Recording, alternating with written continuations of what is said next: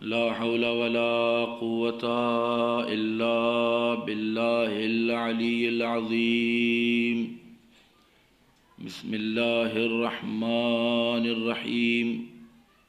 الحمد لله رب العالمين، والصلاة والسلام على أشرف الأنبياء والمرسلين، سيدنا ونبينا وشفيع ذنوبنا وطبيب نفوسنا مولانا ومولى الثقلين جد الحسن والحسين بالقاسم محمد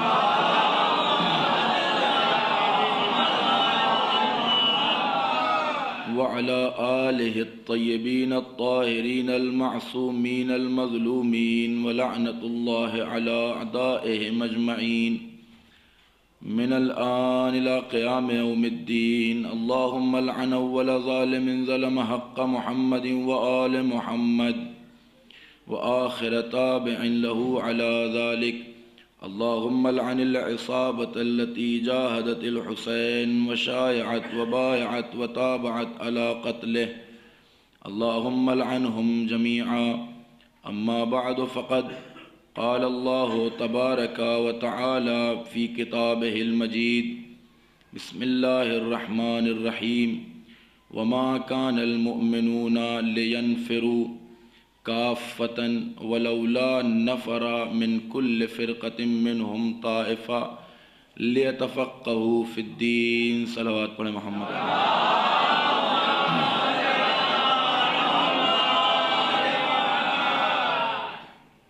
عزیزان گرامی، قبل اس کے کہ اس آیت کے ذیل میں کچھ عرض کروں، ایک مرتبہ سورہ حمد اور 3 مرتبہ سورہ توحید کی تلاوت فرما کر مرحوم انور حسین ابن مرحوم مبارک حسین صاحب کی روح بخش دیں.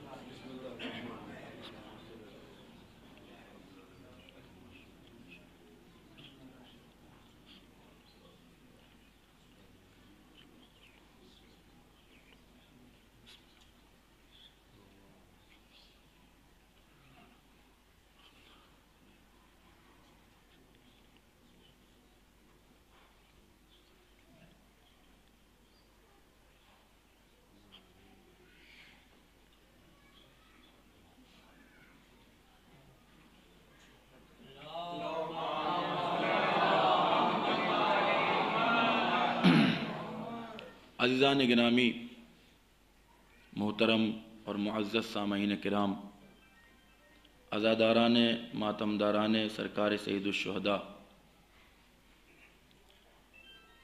شاید آپ کے پٹکا پور میں دوسری یا تیسری مجلس ہے.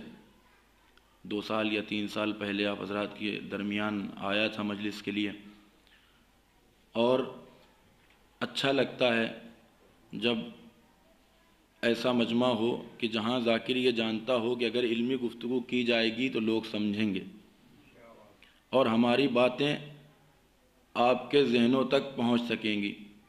سب سے پہلے ایک بات کی طرف واضح طور پر اشارہ کر دوں اور کھل کر کہوں کہ میرے اس بیان سے کسی کی دل آزاری یا کسی کے دل شکنی کا ارادہ نہیں ہے. بس ایک حق بات ہے جو منبر پر آنے کے بعد ہمیں آپ کے اذہان عالیہ تک پہنچانی ہے، اور حقیقت بھی یہ ہے اور منبر کا حق بھی یہ ہے کہ یہاں سے صرف حق بولا جائے. اگر ہم آپ کا اور کسی اور کا چہرہ دیکھ کر خطابت کرنے لگیں تو ہم میں اور درباری ملاؤں میں کوئی فرق نہیں رہ جائے. کل بھی دور یزید میں، دور حجاج میں، دور عبد الملک میں لوگ تھے جنہوں نے اپنے قلموں کو بیچ رکھا تھا. وہ بھی لکھ رہے تھے، لیکن وہ جو بادشاہ چاہتا تھا. ہم اگر اسی سیرت پر عمل کرنے لگے تو ہم حجاج ابن یوسف کے دور کے درباری ملا تو بن سکتے ہیں، لیکن میثم تمار کے سپاہی نہیں بن سکتے. اگر ہمیں میثم تمار کا سپاہی بننا ہے، اگر ان کی خاک پا بننا ہے، تو چاہے دار پر ہی کیوں نہ ہو بولیں گے وہی جو مولا چاہیں گے.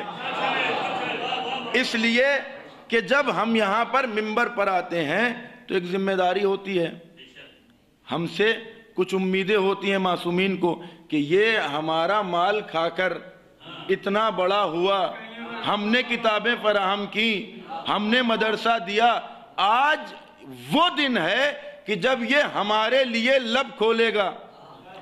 اب اگر معصومین اس فرش عزا پر آئے اور ہم نے آپ کو کچھ نہ دیا تو معصومین یہی کہیں گے کہ یہ مجمع جو آیا تھا وہ تمہارے امامے کو دیکھ کر نہیں آیا تھا، میرے ذکر کے لیے آیا تھا۔ تم نے پڑھا کیا؟ انہوں نے لیا کہ ایک صلوات پڑھے محمد و آل محمد۔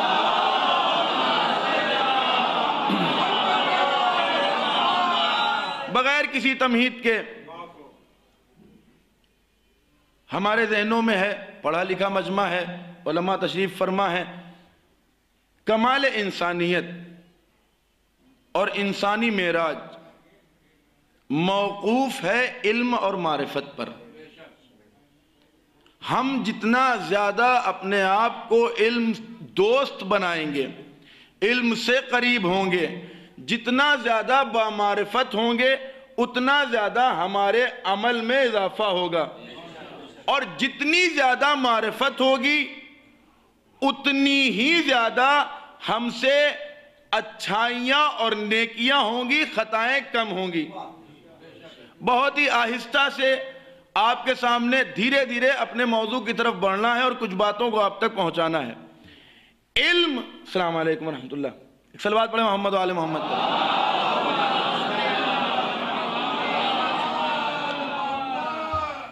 عزیزان گرامی، انسانی بلندی کے لیے، شاید اسی لیے ارسطو جیسے ایک بڑے فلسفی نے کہا تھا کہ کوئی فضیلت نہیں کہ جس کے ساتھ علم نہ ہو، اور کوئی برائی نہیں کہ جس کے ساتھ جہالت نہ ہو۔ جہاں برائی ہوگی وہاں جہالت ہوگی، جہاں فضیلت ہوگی وہاں علم و معرفت پایا جائے گا۔ اسی لیے پروردگار عالم نے قرآن مجید میں ارشاد فرمایا کہ کیا وہ لوگ کے جو عالم ہیں اور وہ لوگ کے جو جاہل ہیں برابر ہو سکتے ہیں؟ قرآن کی وہ آیت ہے حل یستوی الذین یعلمون، کیا وہ لوگ کے جو عالم ہیں برابر ہو سکتے ہیں ان کے جو جاہل ہیں؟ نہیں ہو سکتے، اس لیے کہ ان کے پاس علم ہے، علم شرف ہے۔ شاید یہی وجہ ہے کہ پروردگار عالم نے جب نبی اکرم سے پہلی وحی کری تو نبی سے کیا کہا؟ اقرا، اے نبی پڑھو۔ نبی کو جب پروردگار نے اس کائنات میں بھیجا تھا تو نبی بنا کر بھیجا تھا۔ الحمدللہ ہم ایسے فرقے سے تعلق نہیں رکھتے جو یہ کہتے ہیں کہ نبی اس دنیا میں آنے کے 40 سال بعد نبی بنا، نہیں، ہمارا اعتقاد یہ ہے کہ نبی اس وقت بھی نبی تھا جب آدم نہ تھے۔ تو لہذا پروردگار نے اقرا کہہ کر نبی کو نہیں بلکہ امت نبی سے کہا کہ دیکھو اگر چاہتے ہو کہ اپنے نبی کی اتباع کرو تو تمہیں علم حاصل کرنا پڑے گا۔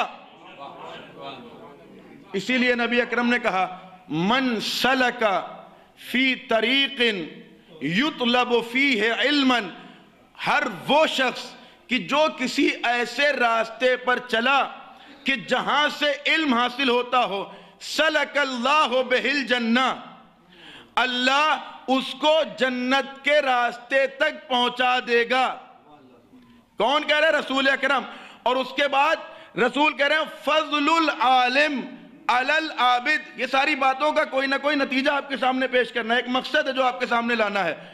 فضل العالم علی العابد کفضل القمر علی النجوم، کہ عالم کی فضیلت ایک عبادت گزار پر ایسے ہی ہے جیسے چاند کی فضیلت ستاروں پر۔ عبادت اپنی جگہ، انسان عبادت کر رہا ہے، پروردگار کا ذکر کر رہا ہے، وہ اپنی جگہ۔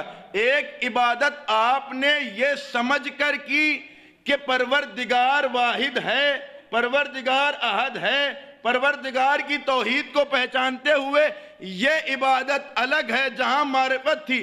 ایک مرتبہ ہم نے عبادت کی اس لیے کہ ہمارے ابا نماز پڑھا کرتے تھے. ان دونوں عبادتوں میں فرق ہے. اسی لیے کہا گیا فضل العالم علی العابد کفضل القمر علی النجوم. اب عزیزان گرامی یہاں تک بات اگر آپ کے ذہنوں میں آ گئی. فضیلت علم میں ایک عجیب و غریب روایت قبلہ مجھے ملی جب میں اسی مجلس کے لیے کچھ غور و فکر کر رہا تھا. مولا امام جعفر صادق علیہ السلام فرماتے ہیں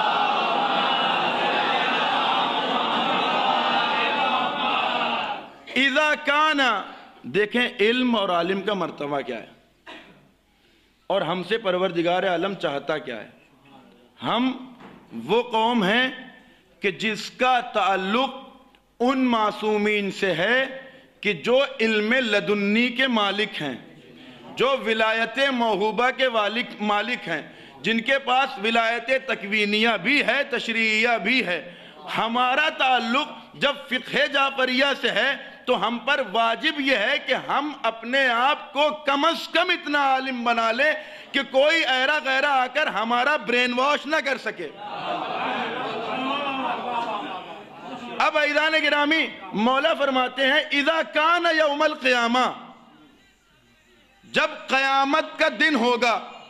ایک صلوات پڑھیں محمد و آل محمد.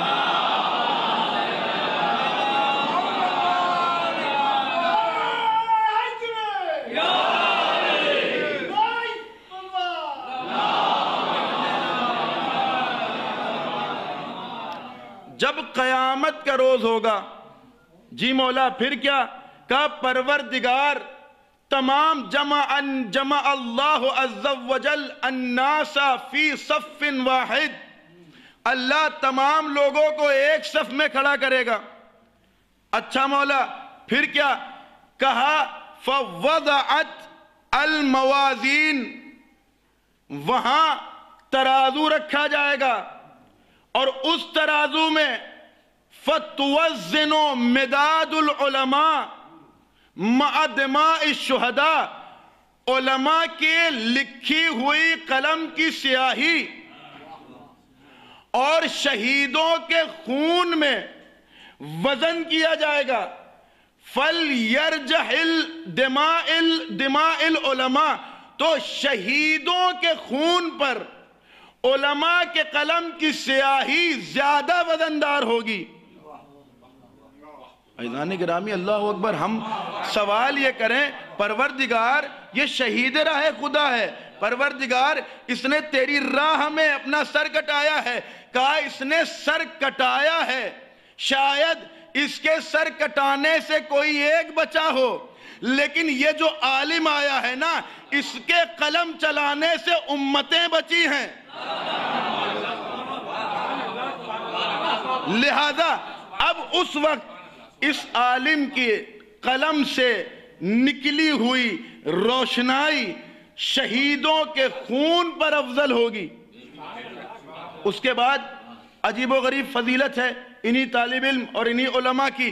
کیا کہتے ہیں امام جعفر؟ مولا فرماتے ہیں کہ یوم قیامت ہوگا، لوگوں کو پروردگار کہے گا عالم اور عابد. یہ لفظ استعمال ہوا ہے روایت میں، آپ کے سامنے پیش بھی کر سکتا ہوں روایت.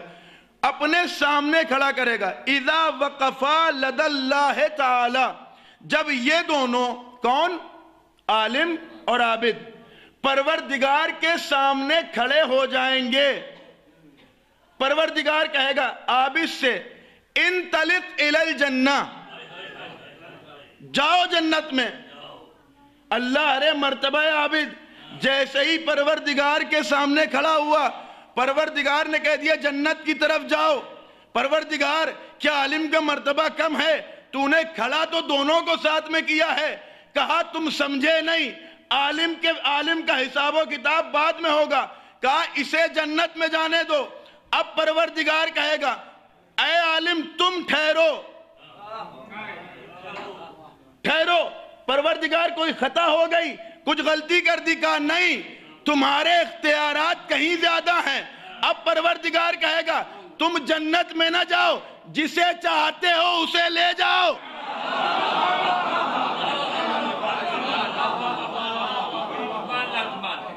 تشفع بحسن تعدیبک، لے جاؤ اپنے حسن ادب کے ذریعے سے جو تم نے علم حاصل کیا تھا. یہ ہے علماء. اب عزیزان گرامی، اگر یہاں تک میں اپنی بات آپ تک پہنچا سکا، میں نے کہا مقدمتاً اور تمہیداً یہ باتیں آپ کے سامنے پیش کی تھی. اہل فکر تشریف فرما ہے، علم ہر زمانے میں، چاہے وہ آدم کا زمانہ ہو، ابھی آدم اس دنیا میں آئے نہیں، اور آج تک کا زمانہ، اور میرا دعویٰ اس منبر پر بیٹھ کر ہے دنیا کے آخری دن تک ہمیشہ علم کی اتباع کی جائے گی. تاریخ گواہ ہے، قرآنی حقیقت گواہ ہے کہ ہمیشہ علماء کی اتباع کی گئی ہے، ہمیشہ علم کو افضل بتایا گیا ہے.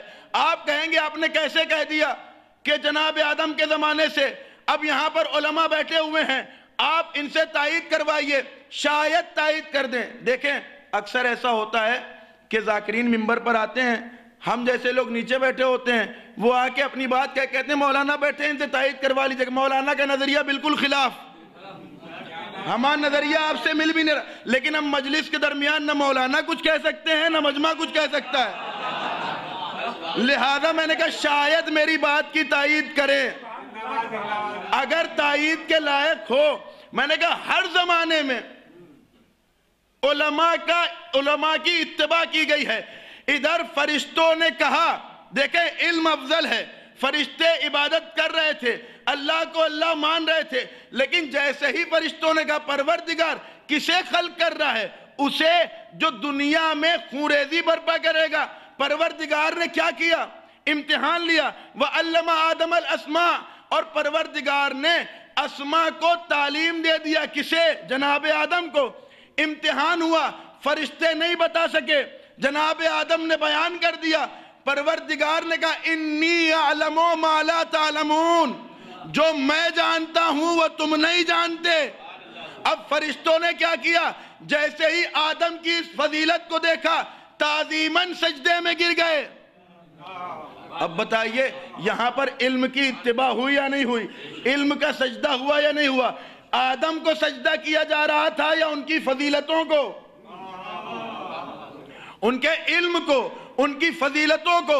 اور روایتوں کی بنیاد پر آدم کی پیشانی پر انوار پنجتن کا موجود ہونا اس بات کا سبب بنا تھا کہ پروردگار نے فرشتوں سے کہا تھا کہ آدم کا سجدہ کرو تعظیماً. علماء کہتے ہیں یہاں آدم کا سجدہ نہیں ہو رہا تھا بلکہ رسول کی رسالت کا سجدہ ہو رہا تھا، علی کی امامت کا سجدہ ہو رہا تھا، فاطمہ کی عصمت کا سجدہ ہو رہا تھا، کل ملا کے پنجتن کی عظمت کا سجدہ ہو رہا تھا. ایک صلوات پڑھے محمد و آل محمد.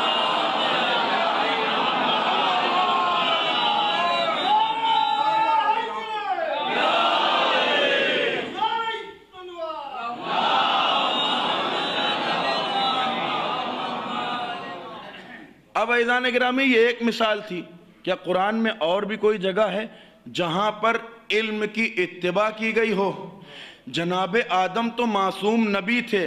تاریخ نے اپنی حقیقت میں یہ بھی لکھا کہ جب علم ہونا تو دیکھا نہیں جاتا کہ اتباع کرنے والا چھوٹا ہے یا بڑا. اگر کوئی آپ سے زیادہ جاننے والا ہے تو بہتر اسی میں ہے کہ خاموش ہو کر اس کی اتباع کر لیں. جب جناب موسیٰ جیسا معصوم نبی علم لدنی کے باوجود جناب خضر جیسے غیر نبی کی اتباع کر سکتا ہے. جناب خضر کیا تھے؟ نبی تھے؟ نہیں، نبی نہیں تھے، بندے پروردگار تھے. بعض علماء نے لکھا کہ نبی ہو سکتے تھے، بعض نے کہا نبی نہیں تھے. اب روایتوں کے اختلاف کے ساتھ جناب خضر فقط کچھ مسئلوں میں جناب موسیٰ سے زیادہ جانتے تھے.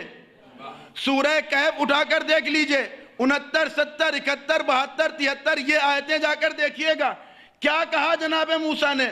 اے خضر، اے جناب مجھے فلاں چیزوں کی تعلیم دیجئے اور اپنے ساتھ رکھیے۔ میں کہوں گا موسیٰ آپ تو نبی ہیں، آپ تو معصوم ہیں، ان کی اتباع کریں گے؟ موسیٰ کہیں گے جب علم حاصل کرنا ہو تو عصمت آڑے نہیں آتی۔ جب جناب موسیٰ بتانا یہ چاہتے ہیں کہ جب میرے جیسا نبی کسی غیر معصوم کی اتباع کر سکتا ہے تو تم لوگ جو اصلاً جاہل ہو کسی عالم کی اتباع کیوں نہیں کر سکتے؟ ایک صلوات پڑھے محمد و آل محمد۔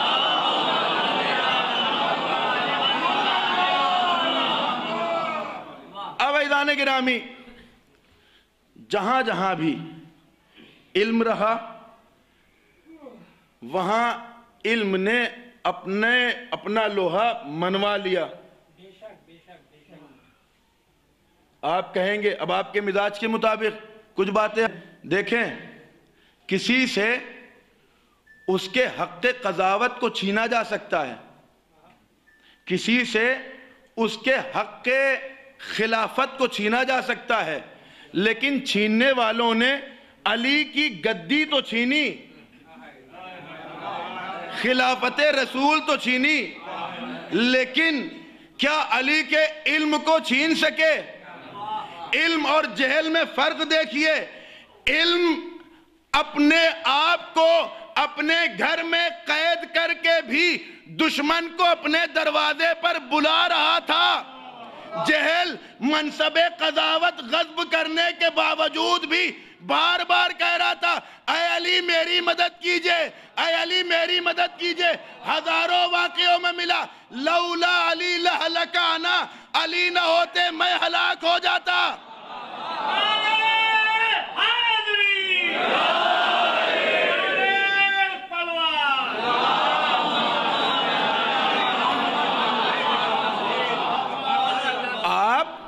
آپ میری گدی ہم سے چھین سکتے ہیں، آپ سقیفہ میں بیٹھ کر حق خلافت لے سکتے ہیں، لیکن میراث میں صرف اور صرف حق خلافت میں گدی نہیں ملی تھی، میراث میں علم ملا تھا، میراث میں حلم ملا تھا، میراث میں صبر ملا تھا، میراث میں تقوی ملا تھا، میراث میں زہد ملا تھا، میراث میں عبادت ملی تھی۔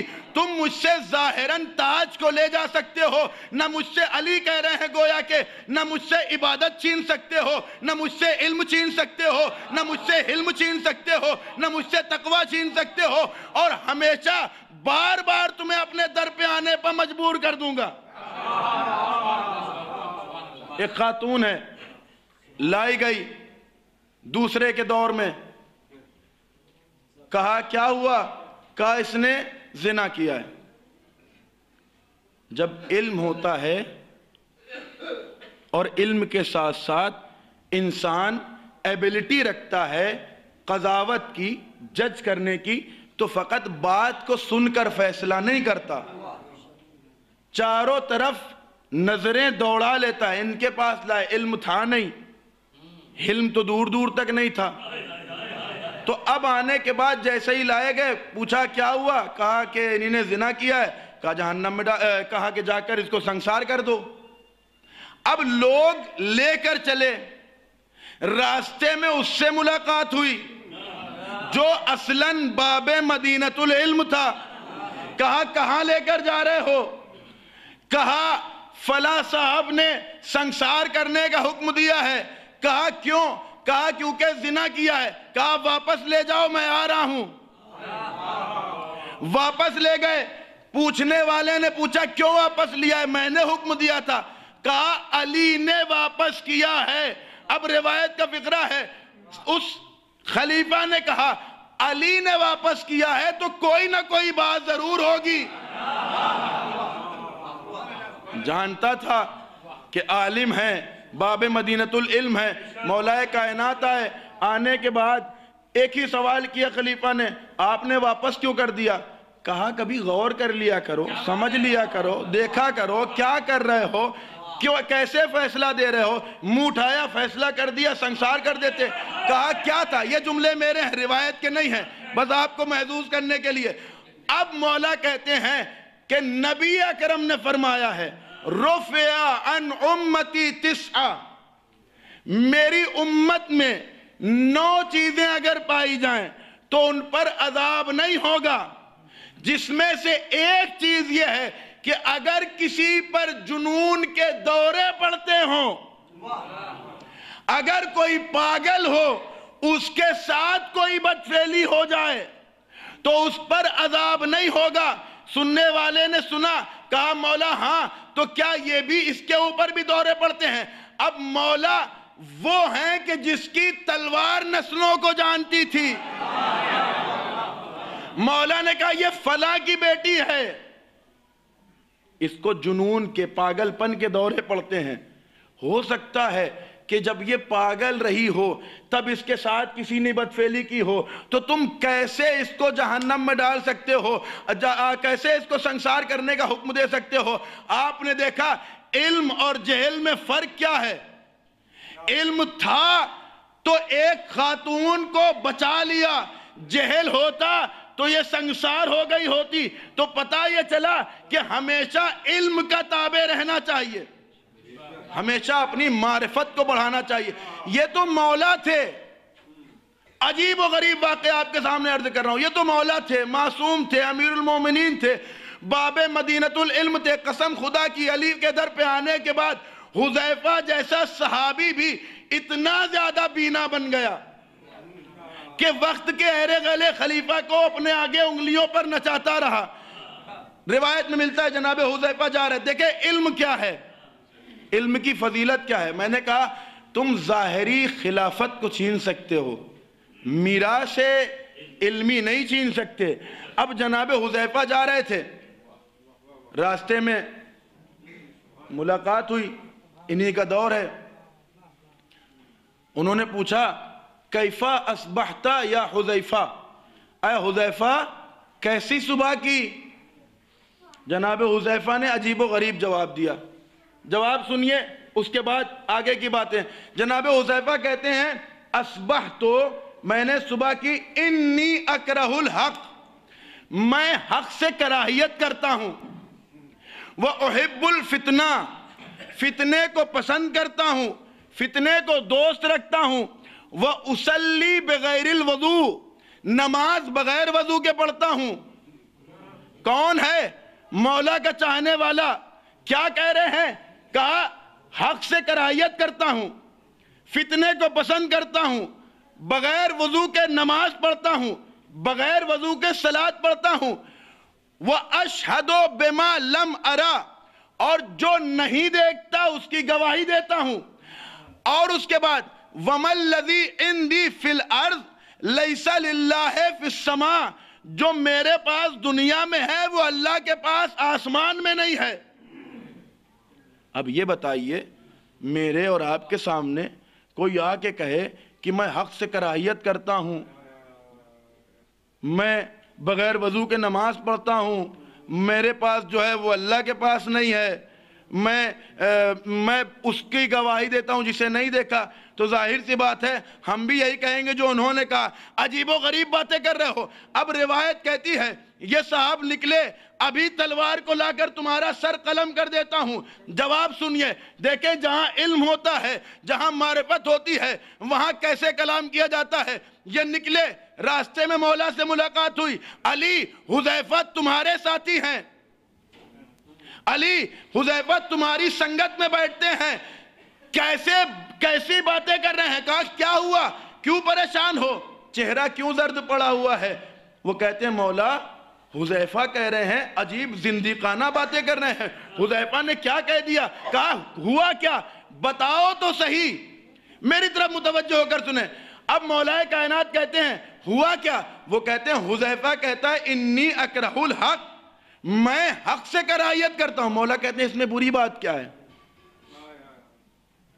انی اکرہ الحق، میں حق سے کراہیت کرتا ہوں۔ حذیفہ کہتے ہیں تو کون سی بڑی بات ہے؟ اچھا دوسرا جملہ کیا کہا؟ کہا اصلی بغیر الوضو، بغیر وضو کے صلاۃ پڑھتا ہوں۔ کہا اس میں بھی کوئی بڑی بات نہیں ہے، حذیفہ میرا چاہنے والا ہے، میں بتاتا ہوں۔ کہا حذیفہ نے جو کہا کہ میں حق سے کراہیت کرتا ہوں، حق سے مراد موت ہے، اور موت کو کوئی صاحب عقل چاہتا نہیں ہے۔ حذیفہ نے بھی یہی کہا کہ میں موت سے کراہیت کرتا ہوں۔ اچھا علی یہ تو ٹھیک تھا، وہ کہہ رہا ہے میں فتنے کو پسند کرتا ہوں۔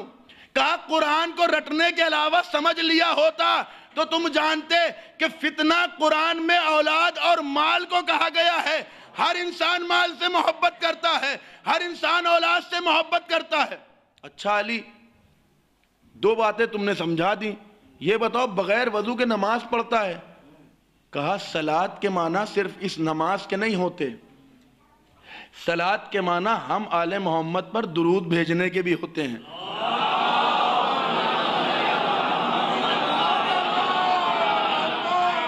درود وضو کے ساتھ بھیجیں یا بغیر وضو کے کوئی بات نہیں۔ علی اچھا یہاں تک ٹھیک ہے، وہ کہہ رہا تھا جو میرے پاس ہے وہ اللہ کے پاس نہیں ہے، اس بات پر تو میں قتل کر دوں گا، سمجھا لو اپنے ساتھی کو۔ علی کہتے ہیں اس میں پریشانی کی کیا بات ہے، تمہارے پاس دنیا میں اولاد ہے۔ اللہ کہہ رہا ہے قل هو اللہ احد اللہ الصمد لم یلد ولم یولد، اس کے پاس مال و اولاد نہیں ہے۔ تو دیکھا حذیفہ ایک صحابی امیر المومنین ہو کر اوقات بتانا چاہتے ہیں، تم علی کا نہیں میرے جیسے علی کے جلیل القدر صحابی کا مقابلہ نہیں کر سکتے۔ ایک صلوات پڑھے محمد و آل محمد۔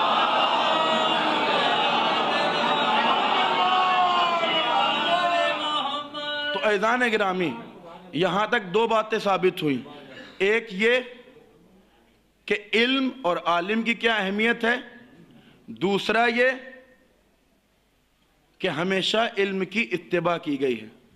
اب اگر ہماری عقلیں یہ تسلیم کر رہی ہیں کہ علم کی اور عالم کی اتباع کرنی چاہیے، تو آج کے اس دور میں جب کچھ علماء ہمارے سامنے آنے کے بعد کچھ مسائل دینی کو عرض کرتے ہیں تو ہمیں قبول کرنے میں کیا پریشانی ہے؟ یہی سوال ہوتا ہے نا کہ آپ کیسے تقلید کر رہے ہیں، بس مجھے یہیں تک لانا تھا۔ آپ کیسے کسی کو مجتہد کہہ رہے ہیں، کیا آپ کے پاس کوئی دلیل ہے؟ میں نے آیت پڑھی قرآن مجید سے، ارشاد پروردگار ہوا کہ مومنین کے لیے ضروری نہیں ہے کہ سب کے سب علم حاصل کرنے لگیں، بلکہ اگر تم میں سے کوئی ایک چلا جائے اپنے آپ کو اس لائق بنا لے کہ دین کو سمجھ سکتا ہو، دین کو پرکھ سکتا ہو، تو اس سے جا کر پوچھ لو۔ جب قرآن مجید میں پروردگار ہمیں یہ کہہ رہا ہے کہ پوچھنا ہے تو کسی عالم سے پوچھ لو، تو ہمیں اور آپ کو کسی مفتی سے فتویٰ لینے میں کیا پریشانی ہے؟ اب دیکھیں آج کا دور یہ ہے کہ جسے 1 سے لے کے 10 تک عربی میں گنتی نہیں آتی، وہ مسائل فقہیہ پر انگلیاں اٹھا رہا ہے۔ جن علماء نے 25 سال 30 سال 40 سال بیٹھ کر کتابیں چھانی ہیں، پڑھا ہے، لکھا ہے اور اپنے خون کو اپنے قلم کو دین کی راہ میں بہایا ہے، جب وہ کچھ زبان کھولتے ہیں تو میرے جیسا خاکی جسے علم کا عین نہیں معلوم، عجیب و غریب بحثیں ہونے لگتی ہیں۔ بس مجھے یہیں تک لانا تھا آپ کو، عجیب و غریب بات ہوتی ہے۔ دیکھیں میرا مقصد آپ تک صرف حقانیت کو پہنچانا ہے، اپنی نہ بڑائی کروانا ہے نہ مجھے واہوائی چاہیے۔ بس کچھ باتیں ہیں کہ جس کا آج دورہ ہے۔ سوال یہ ہوتا ہے کہ ہم تقلید کیوں کریں؟ ہم یہ کہتے ہیں آپ امام کو مانتے ہیں یا نہیں؟ تو آپ صرف امام کو مانتے ہیں یا امام کی بھی مانتے ہیں؟ اگر امام کی مانتے ہوتے تو امام جعفر نے پہلے ہی کہہ دیا تھا کہ مجھے پسند ہے کہ ابان بن تغلب جیسے صحابی مسجد میں بیٹھ کر فتویٰ دیں۔ میں کہوں گا ابھی مولا موجود ہیں۔ مولا آپ یہ کیسی باتیں کر رہے ہیں؟ کہا مولا موجود ہیں، اس کے باوجود کہا ہاں اگر کوئی میرا چاہنے اپنے آپ کو اس لائق بنا لے کہ میرے کلام کو سمجھ سکے. جملے پہ غور کیجئے گا. کلام کا پڑھ لینا اور ہے, سمجھنا اور ہے. اب لوگ کہتے ہیں کہ ہم امام کی تقلید کرتے ہیں, ہم کسی عالم کو کیوں مانیں, ہم امام کی. آپ کو یہی نہیں پتا کہ امام کی تقلید نہیں بیعت ہوتی ہے. آپ کے قول کے مطابق امام مجتہد قرار پائے گا. جانتے ہیں اجتہاد کسے کہتے ہیں؟ اجتہاد وہ کرتے ہیں جن سے خطا کا امکان پایا جاتا ہو, اور امام خطا کا امکان نہیں رکھتا, تو وہاں اجتہاد وجتہاد نہیں ہوتا, ڈائریکٹ وہاں سے ملتا ہے یہاں دے دیا جاتا ہے. اجتہاد علماء کرتے ہیں, اقوال معصومین کو لے کر سمجھتے ہیں, پھر عوام الناس تک پہنچاتے ہیں. اس میں کبھی خطا بھی ہو سکتی ہے, کبھی صحیح بھی ہو سکتے ہیں. اب عزیزان گرامی, قبلہ میں نجف اشرف میں تھا, کربلا معلیٰ زیارت کے لیے گیا. عجیب و غریب سوالات ہوتے ہیں. نجف گیا, وہاں پر ایک نوح خان صاحب تھے, میں نام نہیں لوں گا, انہوں نے آئے اور ایک سوال کیا. سوال دیکھیے, اور پروردگار کو جب مدد کرنی ہوتی ہے تو وہ کسی نہ کسی طریقے سے کر دیتا ہے. میں بیٹھا ہوا تھا تو کہا قبلہ آپ تو نجف میں پڑھ رہے ہیں. میں نے کہا جی. حوزے میں ہیں جی. کتابیں پڑھ رہے ہیں جی. ظاہر سی بات ہے, حوزے میں ہوں گے تو کتابیں ہی پڑھیں گے. اچھا, تو کہتے ہیں مجھ سے کسی نے کہا ہے, کسی ملنگ نے کہا ہے, جبکہ یہ سوال ان کا تھا. کیا کہا ہے؟ کہا زیارت ناہیہ میں یہ فقرہ ہے کہ قتل امام حسین سے شریعت باطل ہو گئی اور آسمان زمین پر گر پڑا. اب آپ یہ بتائیے کہ جب شریعت باطل ہو گئی تو ہم عمل کیوں کریں؟ سوال ہے. شریعت باطل ہو گئی قتل امام حسین علیہ السلام سے. اب وہ یہ سوچ رہے تھے کہ ظاہر سی بات ہے ہم پھنسا رہے ہیں, زیارت ناہیہ کا جملہ ہے, امام کا جملہ ہے کہ قتل حسین سے شریعت باطل ہو گئی. جب باطل ہو گئی تو عمل کیوں کرے؟ میں نے کہا قتل امام حسین سے شریعت باطل ہو گئی, ابھی آپ نے فرمایا. اس کے بعد ایک اور فقرہ آپ نے کہا تھا کہ آسمان زمین پر گر پڑا. وہ ہم سے کہتے ہیں یہ بتائیے کہ دوبارہ شریعت نافذ کب ہوئی؟ جب نافذ نہیں ہوئی تو عمل کیوں کریں؟ میں نے کہا آسمان بھی تو زمین پر گرا تھا, یہ بتائیے آسمان دوبارہ ٹانگا کب گیا؟ جب آسمان ٹانگا گیا تھا تبھی شریعت نافذ بھی ہوئی تھی. جب آسمان کے ٹنگنے کی خبر مل جائے, بھائی نہیں غور کر رہے آپ, تبھی آپ کو یہ بھی مل جائے گا کہ شریعت کب نافذ ہوئی. عزیزان گرامی, ہم یہی تو کہہ رہے ہیں, آپ میں اور مجھ میں کلام امام کو سمجھنے کی طاقت نہیں ہے. آپ سے کسی نے نہیں کہا کہ تقلید واجب ہے. کون کہتا تقلید واجب ہے؟ میں کہہ رہا ہوں نہیں واجب ہے. تائید کروا لیں یہاں پر بیٹھے ہوئے علماء, تقلید واجب نہیں ہے. پہلی صورت میں یہ ہے کہ اگر آپ کے اندر ایبلٹی ہے تو کتابیں پڑھیں, اس لائق بنائیں کہ آیتوں کو سمجھ سکیں, روایتوں کو سمجھ سکیں. کون کہتا ہے تقلید کرو؟ کیوں کسی کا پٹا اپنے گلے میں ڈالے؟ نہیں, صلاحیت ہے تو پھر آپ کسی کی تقلید نہ کریں, بلکہ حرام ہے. علماء بیٹھے ہوئے ہیں, حرام ہے. اگر آپ یہ صلاحیت رکھتے ہیں, آپ علامہ دہر ہیں, آپ بہت زیادہ جانتے ہیں, تو آپ نہ کریں تقلید. شریعت کے مسئلے کو سمجھ سکتے ہو, لیکن اگر نہ سمجھ سکتے ہو تو عقل کا تقاضا یہ ہے کہ کسی سے پوچھ لیں. سامنے کی مثال ہے, دیکھیں ظرف جتنا بڑا ہوتا ہے اسی اعتبار سے باتیں. اب مولا نے کیوں کہا ہے؟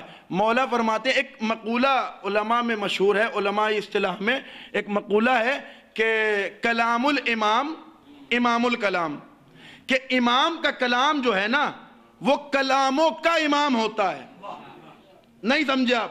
جیسے ہمارے اور امام کے نزدیک فضیلت میں کوئی جوڑ نہیں ہے. امام آسمان ہے، ہم زمین ہے. اسی طریقے سے ہمارا اور امام کا کلام بھی ہے. جس طریقے سے معصوم امام معصوم ہے، اسی طریقے سے کلام معصوم بھی معصوم ہے. تو اسے ہر کس و ناکس نہیں سمجھ سکتا. سامنے کی مثال ہے، آپ سب کے ہاں کسی عالم نے مثال دی تھی، میری اپنی نہیں ہے، لیکن جب بات اچھی ہو اور اس سے سمجھایا جا سکتا ہو تو پیش کرنے میں کوئی حرج نہیں ہے. آپ سب جس شہر میں رہتے ہیں، ظاہر کی بات ہے شہروں میں ایسا ضرور ہوتا ہے، وہ جو جل نگم والے ہوتے ہیں وہ کیا کرتے ہیں؟ جہاں پانی نہیں میسر ہوتا وہاں ٹینکر جاتا ہے، اور وہاں پر ایک دوسری چھوٹی ٹنکی محلے کی رکھی ہوتی ہے. وہ اس ٹنکی میں پانی بھرتے ہیں، لوگ ٹوٹی سے آ کر بالٹی بھرتے ہیں یا بوتلیں جو ان کے پاس ہے وہ بھر لیتے ہیں. لیکن کبھی کبھی ایسا ہوتا ہے کہ وہ جو ٹنکی ہے وہ نہیں ہے کسی محلے میں، تو ٹینکر کھڑا کر دیا جاتا ہے. اب وہاں پر ٹینکر کے جو نل ہوتا ہے موٹا سا، اس کے اعتبار سے برتن لایا جاتا ہے. اگر آپ اور میں وہاں پر یا فاتر بھائی وہاں پر بوتل لے کر پہنچ جائے کوکا کولا کی، اتنا موٹا نل، کوکا کولا لگا دیا آپ نے، اب یہ بتائیے پانی بھرے گا یا بہے گا؟ جتنا ظرف میں وسعت ہوگی اتنا آئے گا، باقی برباد جائے گا. بس یہی فرق ہے ہم میں، عام لوگوں میں اور علماء میں، مراجع میں. انہوں نے علم دین میں 30 سال 40 سال لگا کر اپنے علم کے ظرف کو اتنا وسیع کر لیا کہ کلام معصوم سمجھ لیتے ہیں تو پیش کرتے ہیں. ایک صلوات پڑھے محمد علیہ محمد.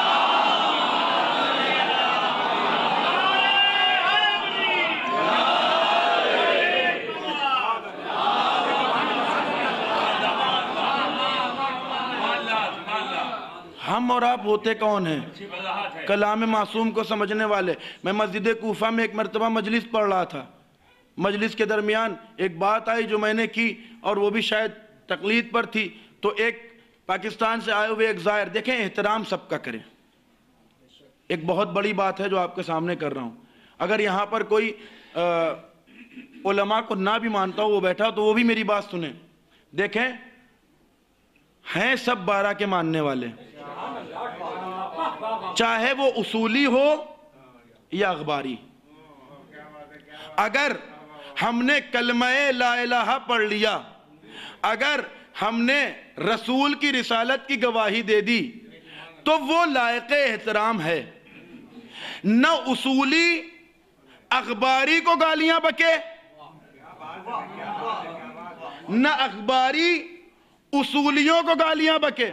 لکم دینکم ولی دین، تمہیں تمہارا مذہب مبارک، ہمیں ہمارا مذہب مبارک. گالیاں تو معصومین کو پسند ہی نہیں. اب ہونے یہ لگا ہے فرش اعضا پر آ گئے، دیکھا ذاکر کوئی ہے، نیچے سے جو اس کے مخالف تھے انہوں نے نعرے شروع کر دیے. یہ بتائیے ہم ماننے کس کے والے ہیں؟ امام حسین کے نا. وہ بھی غم مولا حسین میں روتا ہے، تم بھی غم مولا حسین میں روتے ہو. کربلا اتحاد کا نام ہے، لوگوں کو ایک دوسرے سے جدا کرنے کا نام نہیں ہے. ہاں گزارش صرف اتنی ہے، گالیاں نہ بک کر اپنے اپنے ذہنوں کی وسعت کو اتنا بلند کریں. پڑھیں کتابوں کو، جائیں پوچھیں. کسی سے پوچھنے میں کیا حرج ہے؟ میرا سوال یہ ہے کہ جو اپنے آپ کو اخباری کہتے ہیں، جو اپنے آپ کو یہ کہتے ہیں کہ میں مجتہد کی تقلید نہیں کرتا، یہ بتائیے کہ آپ نماز کہاں سے پڑھتے ہیں؟ روزے کہاں سے رکھتے ہیں؟ کسی سے تو پوچھتے ہوں گے، یا پیدا ہوئے نماز پڑھنے لگے؟ نہیں نا، کسی سے تو پوچھا ہوگا. وہ جواب دیتے ہیں اپنے ابا سے پوچھا تھا. تو آپ ابا کی تقلید کر رہے ہیں. تقلید سے کیسے چھٹکارا ملے گا؟ تقلید کوئی اپنے میں زنجیر کا ایک پھندا ڈالنے کا نام نہیں ہے، بس کسی سے پوچھ لینے کا نام ہے۔ اور عقل یہ کہتی ہے جو سب سے زیادہ جاننے والا اس سے پوچھیں۔ بھائی اگر آپ کے درمیان مولانا حامد صاحب، فاتر صاحب، ثاقب ہیں، موجود ہیں، تو آپ یہ دیکھیں گے، اور اکثر یہ ہوتا بھی ہے کہ جو زیادہ جاننے والا ہوتا ہے اسی سے پوچھ لیا جاتا ہے۔ آپ کیوں جب ڈاکٹروں کیا جاتے ہیں دیکھتے ہیں سب سے بہتر سرجن کون؟ وہ جسم کا سرجن ہے، یہ روح کے سرجن ہے، یہ دین کے سرجن ہے۔ تو ہم کیوں نہ کسی ایسے سے پوچھیں جس سے غلطیاں کم ہوتی ہوں۔ لہذا تقلید سے ہمیں چھٹکارا نہیں مل سکتا۔ اب میں مسجد کوفہ میں مجلس پڑھ رہا تھا، ان صاحب نے کھڑے ہو کر کہا آپ یہ کیسے کہتے ہیں اور یہ کہاں سے بات آ گئی؟ میں نے کہا ایک منٹ بھائی، مجھے نہیں معلوم تقلید واجب ہے یا نہیں، یہ عربی لکھی ہوئی ہے، جناب ام ہانی کا روضہ تھا شاید مسجد کوفہ میں، سوری جناب عقیل کا، مسلم ابن عقیل کا روضہ تھا۔ میں نے کہا یہاں پہ روایت لکھی ہوئی ہے، آپ اس کا ترجمہ کر دیجئے۔ انہوں نے کہا مجھے عربی نہیں آتی، میں کیسے ترجمہ کروں؟ میں نے کہا نہیں آتی، کس سے پوچھیں گے؟ کسی جاننے والے سے نا، اسی کو تقلید کہتے ہیں۔ اچھا اور ایک، اچھا آپ کو جگہ جگہ پر ملاقات ہو جاتی ہے، 1 گھنٹہ فاتر بھائی 1.5 گھنٹہ ایک شخص سے بحث ہوتی رہی، ماں مجمع لگا رہا، لوگ سنتے رہے، مجھے بھی اسے بھی، نہ میں اپنی منوا پا رہا تھا نہ وہ اپنی منوا پا رہا تھا۔ حقیقت بات ہی، ممبر پہ بیٹھا ہوں، جھوٹ نہیں بولوں گا، 1.5 گھنٹہ تو نہ میں منوا سکا نہ وہ منوا سکا۔ آخر میں نے کہا آپ کہنا کیا چاہتے ہیں؟ کہا صرف یہ کہ ہم امام سے پوچھیں گے۔ میں نے کہا ٹھیک ہے، آخری بات میں یہاں سے جا رہا ہوں، ٹھیک ہے کیا ہوا؟ کہا امام سے پوچھیں گے۔ ہاں، ہم نے کہا امام کے دور میں کپڑے ہاتھ سے دھلے جاتے تھے، آج واشنگ مشین سے دھلے جا رہے ہیں، امام سے ابھی پوچھ کر بتاؤ کہ پاک ہوئے یا نہیں۔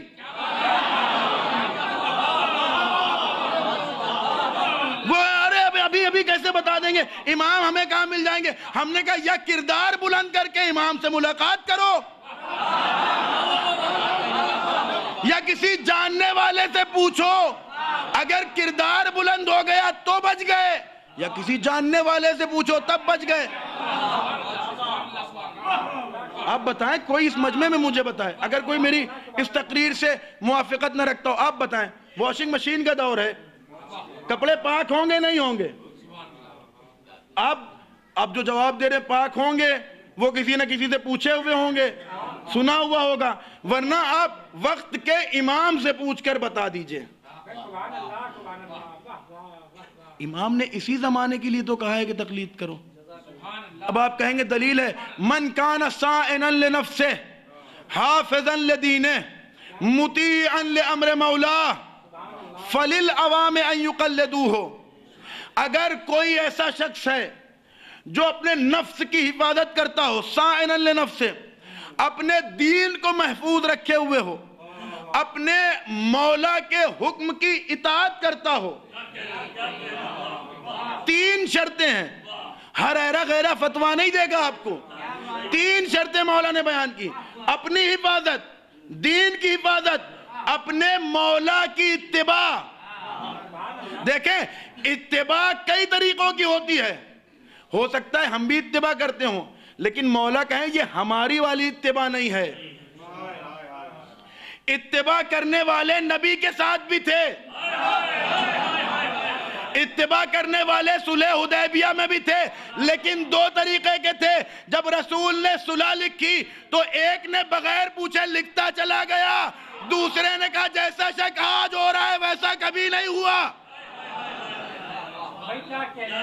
تو دونوں کی اتباع میں فرق تھا،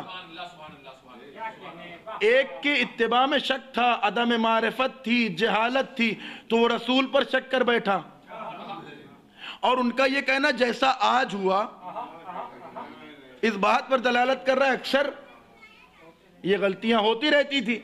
تو اب مولا کہہ رہے مطیعا لامر مولا، اپنے مولا کی اتباع کرتا ہو، اطاعت کرتا ہو، تب عوام پر واجب ہے، فللعوام، تب عوام پر واجب ہے ان یقلدوہ، کہ اس کی تقلید کرے۔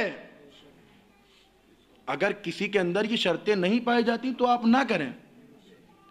آپ کو معلوم بھی ہے کہ یہ علماء کتنی محنت کرتے ہیں۔ ہماری دیکھیں ہندوستان اور پاکستان میں علماء سے معذرت کے ساتھ اپنے آپ کو عالم منوا لینا بہت آسان ہے۔ آپ کہیں گے کیسے؟ میں 2 مجلسیں اچھی پڑھ کے چلا جاؤں، آپ کہیں گے بہت جاننے والے ہیں۔ عوام الناس میں کل ایک شخص مجھ سے کہہ رہا تھا فلاں عام آدمی ہے، فلاں شخص کو بہت روایتیں یاد ہیں۔ کسی کو زیادہ روایتیں یاد ہونے سے کوئی عالم نہیں بنتا۔ اور یا اگر میں مجلس پڑھ لیتا ہوں، پاکستان چلے جائیں، جہاں 2 مجلسیں آپ نے اچھی پڑھیں، اسی دن علامہ، حجت الاسلام اور پتہ نہیں کون کون سے لقب مل جاتے ہیں۔ آپ کو معلوم ہی نہیں، نہ علامہ کے مفہوم معلوم ہے، نہ حجت الاسلام کے مفہوم معلوم ہے۔ حجت الاسلام یعنی اسلام کی حجت۔ ابھی مجھے بھی کہا گیا تھا، بھائی نے کہا تھا معذرت کے ساتھ، نہ کہا کریں مجھ جیسوں کو۔ حجت الاسلام یعنی اسلام کی حجت، یعنی میں نے جو کہا وہ حجت، میں نے جو کیا وہ حجت۔ یہ صفت صرف معصوم میں پائی جاتی ہے۔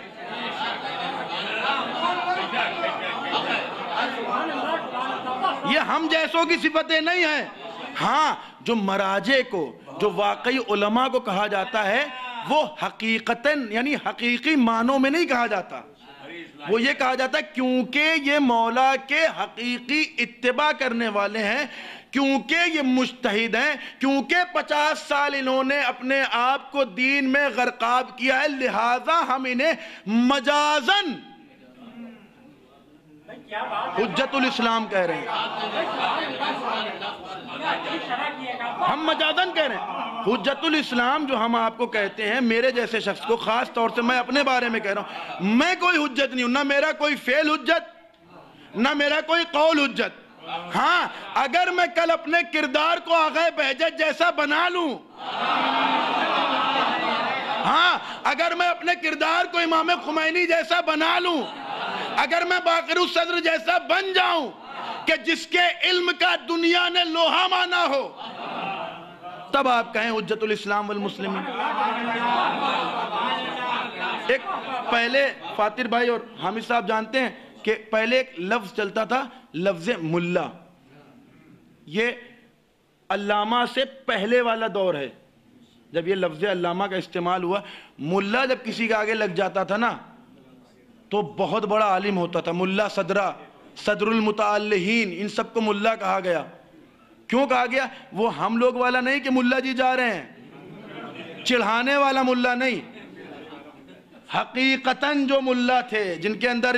اس کے بعد یہ لفظ علامہ کا استعمال ہوا۔ علامہ یعنی افعل التفضیل کا صیغہ ہے، یعنی بہت زیادہ جاننے والا، جسے ہر سبجیکٹ میں پی ایچ ڈی ہو۔ ہم اور آپ جب دنیاوی کالج میں دنیاوی تعلیم حاصل کرتے ہیں تو دستور یہ ہوتا ہے کہ 15 سال لگانے میں کسی ایک سبجیکٹ میں پی ایچ ڈی کرتے ہیں۔ آپ اگل بغل دیکھ لیجئے گا، 15 سال، 16 سال، 17 سال، کسی ایک سبجیکٹ میں پی ایچ ڈی۔ یہ ہمارے مراجع ہیں 20 سال میں، بلکہ علامہ ہلی 12 سال میں ہر سبجیکٹ میں پی ایچ ڈی کیے بیٹھے تھے۔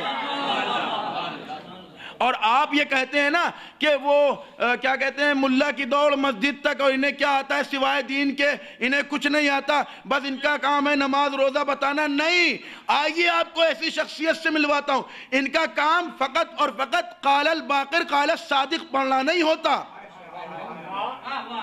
اچھا، اگر کسی عالم کو، کسی مرجع کو، بہت لطیف بات ذہن میں آگے پیش کر رہا ہوں، کسی مرجع، کسی عالم کو کوئی سائنسی بات کا علم ہے تو اس پر تعجب نہیں کرنا چاہیے۔ ارے یہ تو مرجع ہیں، ان کو کیسے اس بات کا علم؟ تمام علم نکلے ہی 5ویں اور 6ٹھے امام سے ہیں۔ بڑے بڑے فلسفی انہی کو پڑھ پڑھ کے اپنے اپنے دور کے امام بنے، ان کے در سے سارے علم نکلے۔ اب آپ کو بیان کر رہا ہوں، بس آخری بات اور اس کے بعد ختم دعا مصائب انشاءاللہ۔ آغا سستانی کو سب جانتے ہیں نا، بلکہ پورا مجمع شاید ان کی تقلید میں ہو. نجف اشرف میں میں رہ رہا ہوں. جب 2004 میں صدام کا سقوط ہوا، مارا گیا، تب عراقی حکومت نے کہا کہ اب ان قوانین کو جو صدام نے بنائے تھے ہٹایا جائے اور نئی لا لائی جائے، قانون بنائے جائیں. انہوں نے اپنے اعتبار سے کیا، میں اپنے اعتبار سے. تو کہا کیا کیا جائے؟ کہا کہ جو عراقی اسٹوڈنٹس امریکہ میں اور آپ کے لندن میں یہاں پڑھ رہے ہیں، جو ماہرین ہیں لا کے، انہیں بلایا جائے. دیکھیں ہمارا مرجع ہے کیا، انہیں بلایا جائے.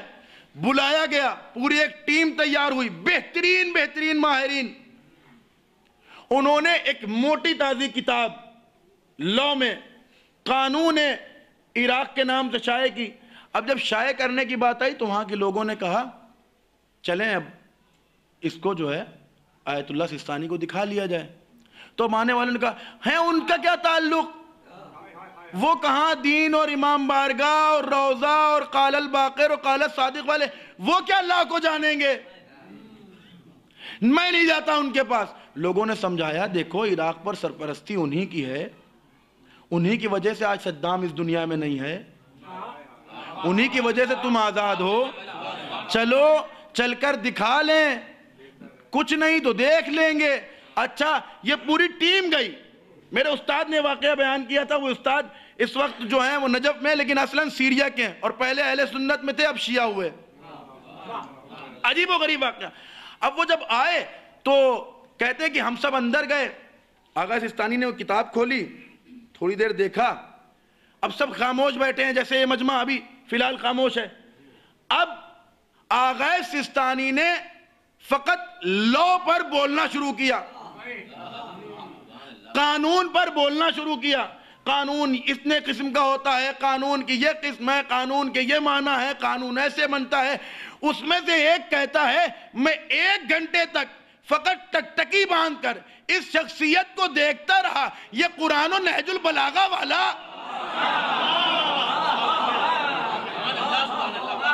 اب تک جو لا کی قسمیں بیان کر کے لکھ کے لائے تھے وہ کہہ رہے ہیں 1 گھنٹے کے بعد مجھے محسوس ہوا کہ اب کچھ بولنے کے لیے بچا ہی نہیں. یہ ہمارے مرجع. انہیں فقط امام جعفر یا امام کاظم کے اقوال نہیں، انہیں پوری دنیا کے بارے میں معلوم ہوتا ہے. یہ بتائیں 2013 میں جب داعش آئے تھے، میں وہیں تھا، پہلی مرتبہ یہ شرف حاصل ہوا تھا کہ کربلا، نجف سے کربلا جائیں، اور جا رہا تھا، راستے میں تھا، پتا چلا کہ داعش کا حملہ ہوا ہے اور آیت اللہ سستانی نے یہ حکم دیا ہے کہ سب کے اوپر، عراقیوں کے اوپر جہاد واجب ہے. ایمان سے بتائیے کیا عراق کے پاس اپنی پولیس نہیں تھی؟ عراق کے پاس سول پولیس بھی تھی، عراق کے خود اپنے خفیہ ایجنسی بھی تھی. سوال یہ ہے کہ ان خفیہ ایجنسی والوں کو معلوم نہ چلا کہ اتنا بڑا حملہ ہو گیا. یہ ایک 7 کمروں کے اندر بیٹھا ہوا بوڑھا انسان یہ بھانپ گیا کہ اگر آج فتویٰ نہ دیا تو شاید نجف میں بیٹھنے کی جگہ نہ ملے. اتنا پاور تھا اس کی زبان میں. 2 دن کے اندر میں خود گواہ ہوں 15 لاکھ سے زیادہ لوگ جمع ہو گئے. اب آپ سمجھے کہ ہمارے اور مرجعیت کے کنیکشن کو کیوں توڑا جا رہا ہے. امریکہ جیسا ان شخصیت یہ دیکھ رہا ہے.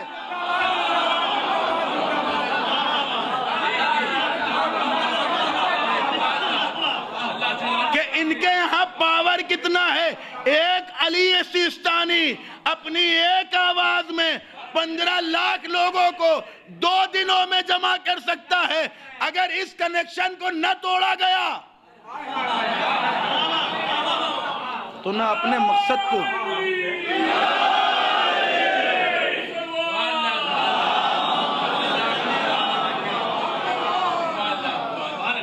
بس عزیزان گرامی، میں نے ختم کیا آپ کی رحمت، شاید نماز کا وقت بھی ہے.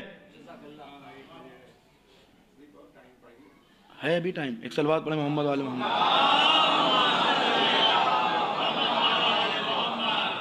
یہ علماء ہیں عزیزان گرامی، آپ اگر ان کی تقلید نہ بھی کریں، خدا را ان کی بے احترامی نہ کریں.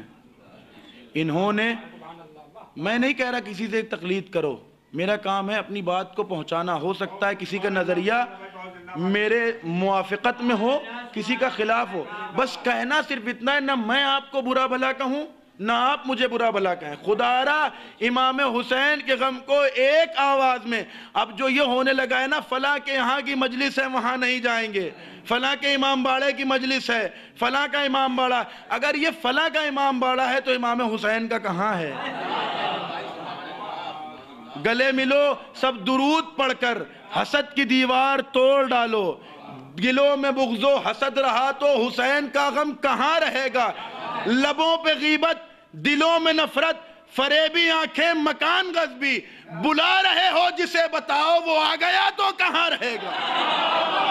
ایک صلوات پڑھے محمد والے.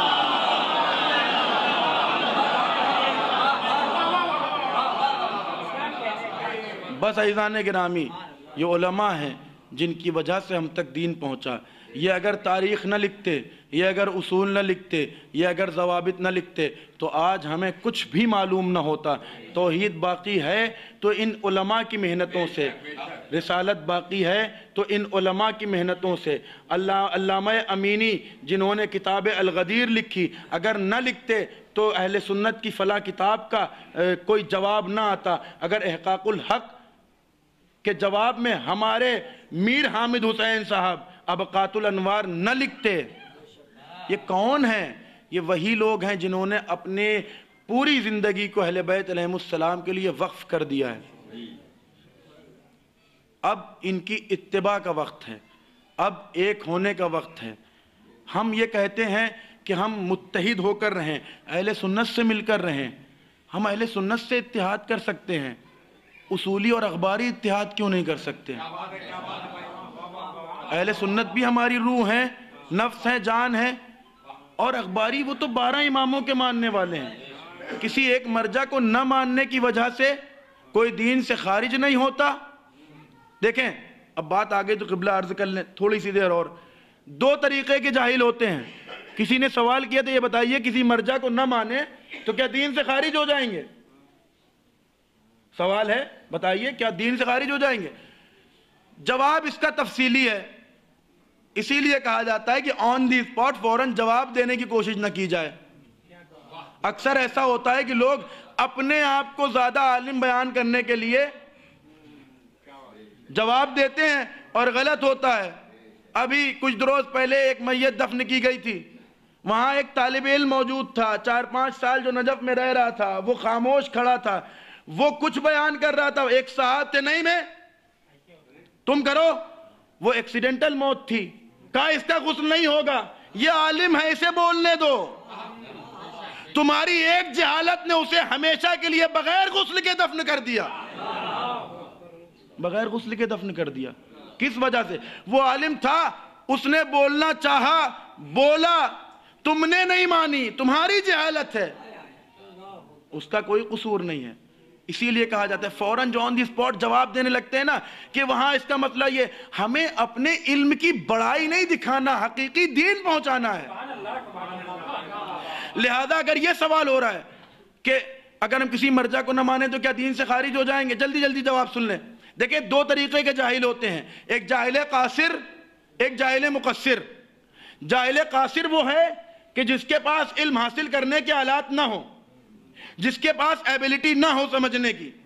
اگر ایسا شخص کوئی کوتاہی کر رہا ہے، نماز کو نہیں مان رہا، تو یہ دین سے خارج نہیں ہوگا، اس تک علم پہنچا ہی نہیں.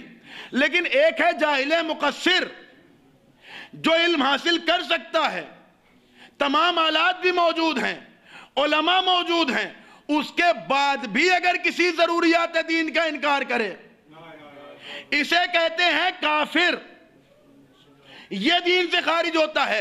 اب یہی بات مراجع کو مانے یا نہ مانے، اب اگر آپ جاہل قاصر ہیں، آپ کو پتہ ہی نہیں مرجعیت کیا ہے، کوئی بات نہیں، عمل کر لیں، اچھا ہو گیا تو پسند کر لیا جائے گا.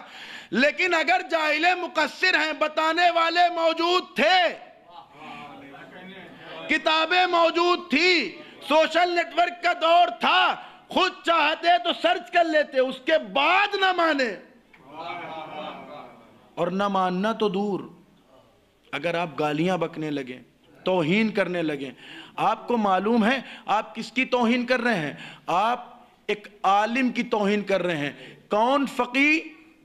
مولا نے حبیب ابن مظاہر کو ایک ہی جملہ کہہ کر بلایا تھا، اے اپنے وقت کے فقیہ، اے رجل فقیہ، اے رجل فقیہ کہہ کر مولا نے بلایا تھا۔ گویا کہ آپ جناب حبیب کی توہین کر رہے ہیں۔ کیوں؟ اس لیے کہ مولا نے کس لیے کہا تھا رجل فقیہ جناب حبیب کو؟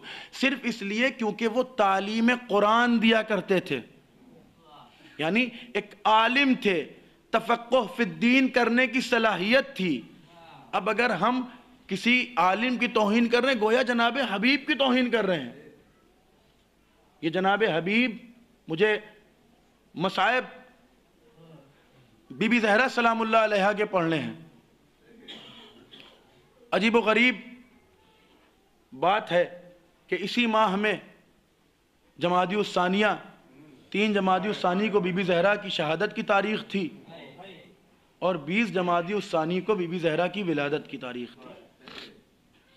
جہاں جہاں ایام فاطمیہ منائے گئے، وہاں پر لوگوں نے بھرپور فضائل و مصائب سنے۔ عزیزان گرامی، رسول کی یہ وہ لاڈلی بیٹی ہے کہ جسے بعد رسول آنسوؤں سے نہیں، خون کے آنسو رلایا گیا۔ کوئی بیٹی 18 سال کی عمر میں یہ مرثیہ پڑھے، صبت علیہ مصائب لو انہا صبت علی الایام سرنا لیالیا، بابا ہم پر اتنی مصیبتیں گزری، اگر دن پر پڑھتی تو راتوں میں تبدیل ہو جاتے۔ عجیب و غریب مصائب ہیں جناب بی بی زہرا کے۔ چونکہ یہ مہینہ بی بی زہرا سے مخصوص ہے، اس لیے مصائب بی بی زہرا پڑھ رہا ہوں، تاکہ آج ہم مولا حسین کو ان کی والدہ کا پرسہ دیں۔ خدارہ رونے میں کوتاہی نہ کریے گا، کچھ چند جملے ہیں جو آپ کے سامنے پیش کرنے ہیں۔ ادھر رسول کی وفات ہوئی، ادھر لوگوں نے بی بی زہرا پر ستم کرنا شروع کیا۔ ستم کی منزل دیکھیں کیا ہے۔ مولا کائنات سے بی بی نے پوچھا، علی سنا ہے لوگ تمہیں سلام نہیں کرتے۔ غیور امام تھا، رو کر کہتا ہے زہرا اگر سلام نہ کرتے تو مجھے صبر آ جاتا، زہرا اب میں سلام کرتا ہوں کوئی جواب نہیں دیتا۔ جزاک اللہ، خدا آپ کو کوئی غم نہ دے سوائے غم بی بی زہرا سلام اللہ علیہا کے، سوائے غم بی بی زہرا سلام اللہ علیہا کے۔ لیجئے لوگ آ گئے دروازے پر آگ و لکڑی لے کر۔ بس میں مصائب کی ابتدا کر رہا ہوں، کچھ دیر میرے ساتھ محسوس کریے گا مصائب کو۔ آنے کے بعد ایک ہی فقرہ کا، زہرا اگر ابو الحسن گھر میں ہے تو انہیں باہر نکالو۔ زہرا نے کہا نہیں، ابو الحسن باہر نہیں آئیں گے۔ آنے والے نے ایک ہی بات کہی، زہرا اگر ابو الحسن باہر نہیں آتے تو میں گھر کو آگ لگا دوں گا۔ بی بی زہرا نے بڑی مظلومیت سے ایک فقرہ کہا، کیا اس گھر کو آگ لگاؤ گے جہاں حسین رہتے ہیں؟ کیا اس گھر کو آگ لگاؤ گے جہاں نانا سلام، جہاں میرے بابا سلامی کو آیا کرتے تھے؟ آنے والے نے کہا حسن و حسین رہتے ہیں تو رہیں، میں آگ لگاؤں گا۔ المختصر آگ لگائی گئی۔ اب میری طرف متوجہ ہو کر مصائب کو سنیے گا۔ روایت کہتی ہے بی بی زہرا دیوار اور در کے درمیان آئی، کھڑی ہو گئی، یہ گفتگو کر رہی تھی، آگ لگی۔ بی بی زہرا اپنے اس 18 سال کے سن میں دروازے پر پوری طاقت سے ہاتھ لگائے کھڑی ہوئی ہیں۔ دروازہ جلا، جلتے جلتے کسی شقی نے دروازے پر لات ماری۔ جلتا ہوا دروازہ زہرا کے پہلو پر گرا۔ آج امام زمانہ ضرور موجود ہوں گے ہماری مجلس میں۔ اے میرے مولا، آپ کی جدہ کے مصائب پڑھ رہا ہوں، اگر کوئی کمی ہو جائے تو معاف کیجئے گا، کیونکہ امام زمانہ کے بارے میں ملتا ہے جب بھی اپنی جدہ کے اور بی بی زہرا کے مصائب یاد کرتے ہیں خون کے آنسو روتے ہیں۔ اب روایت کہتی ہے جناب زہرا پر دروازہ نہیں گرا، دروازے میں نکلی ہوئی وہ کیل زہرا کی پسلیوں میں پیوست ہو گئی۔ بی بی زہرا کی پسلیاں ٹوٹی۔ آپ نے یہیں تک مصائب سنے ہیں نا؟ علماء ہندوستان میں اصلاً روایتیں پڑھتے نہیں ہیں۔ آپ کتابوں میں دیکھیں، عجیب و غریب فقرے ہیں روایتوں میں۔ اب روایت کہتی ہے، میں نے خود اپنی آنکھوں سے روایتیں پڑھی ہیں، روایت کہتی ہے آنے والا آیا، آنے کے بعد جو دروازہ بی بی زہرا پر گرا تھا اسی کے اوپر سے پیر رکھتا ہوا، ہماری مادر گرامی کے مصائب ہیں، گزر گیا۔ ایک روایت کہتی ہے جیسے ہی دروازہ گرا جناب زہرا وقعت علی الارض، زمین پر گر گئی، بے ہوش ہو گئی۔ غش سے خدا مجھے طاقت دے مصائب پڑھنے کی۔ غش سے افاقہ ہوا، ایک آواز دی، اے فضا یا فضا خذینی واللہ سقطت جنینی، اے فضا مجھے سنبھالو، میرا محسن شہید ہو گیا۔ ایمان سے ایک بات بتائیے، اہل اولاد بیٹھے ہیں نا، یہی کہا جاتا ہے نا، ایک ماں کو اپنے بچے سے بہت محبت ہوتی ہے۔ آپ اور ہمیں جب پتہ چل جاتا ہے کہ ہمارے گھر کی عورت حاملہ ہے تو کتنا احترام کرتے ہیں، اسے کام نہیں کرنے دیتے، اسے سہارا دیتے ہیں۔ اللہ جانے مسلمانوں کی غیرت کو کیا ہوا تھا۔ اب جناب زہرا کی آنکھ کھلی، عجیب و غریب مصائب ہیں۔ ہمارے اور آپ کے جب کوئی زخم لگتا ہے، خصوصاً ایسا زخم کہ جس میں پسلیاں ٹوٹ جائیں، یہ بتائیے جب غش سے افاقہ ہوگا ہم اپنے پہلے زخم کو دیکھیں گے یا کسی اور کو یاد کریں گے؟ قسم خدا کی، روایت کہتی ہے بی بی زہرا نے سب سے پہلا سوال یہ کیا، فضا علی کہاں ہے؟ جناب فضا نے جواب دیا، بی بی علی کے گلے میں رسی کو ڈال کر کھینچتے ہوئے لے کر گئے ہیں۔ اب روایت کہتی ہے بی بی زہرا نے نقاب لیا، چلی دوڑتی ہوئی، راستے میں علی سے ملاقات ہوئی۔ علماء کہتے ہیں پہلے کے لوگ یہاں پر حزام باندھتے تھے، زہرا نے اس حزام کو پکڑ لیا، ابو الحسن کو چھوڑ دو، ابو الحسن کو چھوڑ دو۔ اب میری طرف متوجہ ہے، زہرا کا ایک ہاتھ پسلیوں پر، دوسرا ہاتھ علی کے حزام پر۔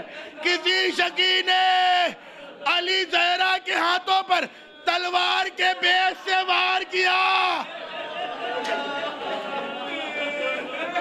میری بی بی تڑپ گئی، ہاتھ کو ہٹایا، ایک ہی بات کہی، اے علی خدا کی حفاظت میں دیا۔ علامہ اسماعیل دیوبندی ایک جگہ پر مصائب پڑھ رہے تھے بی بی زہرا کے، وہ یہ کہتے ہیں کہ بی بی زہرا وہ جسے دربار میں 6 گھنٹے کھڑا رکھا گیا، زینب وہ جسے دربار میں 72 گھنٹے کھڑا رکھا گیا، زینب کے رونے پہ بھی پابندی لگی، زہرا کے رونے پہ بھی پابندی لگی۔ قسم خدا کی اگر محسوس کیا روتے ہوئے اٹھیں گے۔ ایک مرتبہ اسماعیل دیوبندی کہتے ہیں لیکن اے بی بی زینب آپ پر بہت مصائب ٹوٹے لیکن پھر بھی خوش نصیب ہے۔ یہ کہہ کر اتر گئے. ایک سید آیا, آنے کے بعد کہتا ہے اسماعیل دیوبندی یہ بتاؤ زینب پہ اتنے مصائب ٹوٹے, آپ کہتے ہیں بی بی زینب آپ پھر بھی خوش نصیب ہیں. کہا میں غیر سید ہوں, وہ جملہ نہیں پڑھ سکتا, میں تمہیں بتاتا ہوں, تم لوگوں سے بتاؤ کیا ہے. کہا زینب اس لیے خوش نصیب ہے, کہا دربار میں 72 گھنٹے کھڑا رکھا لیکن جھٹلایا نہیں گیا. زہرا گواہی دیتی رہی, ملعون کہتا رہا تو جھوٹی ہے. جزاکم اللہ, خدا کوئی غم نہ دے سوائے غم بی بی زہرا کے. بی بی زہرا دربار میں جھٹلائی جاتی رہی, ایک بار نہیں کئی مرتبہ جھٹلایا گیا. صرف بی بی زہرا کو نہیں, بی بی نے کہا تھا ارے میں جھوٹی ہوں, یہ علی تو نبی کے جانشین ہے, علی تو جھوٹ نہیں بولیں گے. اچھا علی جھوٹ بولیں گے, یہ بچے جھوٹ نہیں بولیں گے. نہ حسن و حسین کو سچا مانا گیا. اب جب جناب زہرا گھر پہنچی ہیں, آخری فقرہ, قسم خدا کی تصور کریں گے بہت روئیں گے. آخری فقرہ, ایک بات کہی, جناب فضہ نے دیکھا, ایک سوال کیا, بی بی آپ جب یہاں سے گئی تھی سر کے بال کالے تھے. اے بی بی یہ سر کے بال سفید کیسے ہو گئے؟ کسی عالم نے ایران میں مصائب پڑھتے ہوئے ایک جملہ کہا تھا, کسی نے پوچھا تھا زہرا کے بال کتنی دیر میں سفید ہوئے؟ عالم نے ایک کاغذ کے ٹکڑے کیے,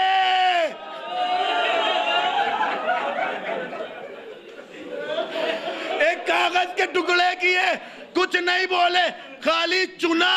آ کر بیٹھ کے کہتے ہیں جتنی دیر مجھے ٹکڑے چننے میں لگا اتنی دیر زہرا سر کے بال سفید ہو گئے تھے. زہرا نے مصائب پڑھا تھا, صبت علیہ مصائب لو انہا صبت علیہ میں سرنا لعالیہ. انا للہ وَإِنَّا إِلَيْهِ رَاجِعُونَ. ایک مرتبہ سورہ حمد اور 3 مرتبہ سورہ توحید کی تلاوت فرما کر مرحوم انور حسین ابن مبارک حسین صاحب کی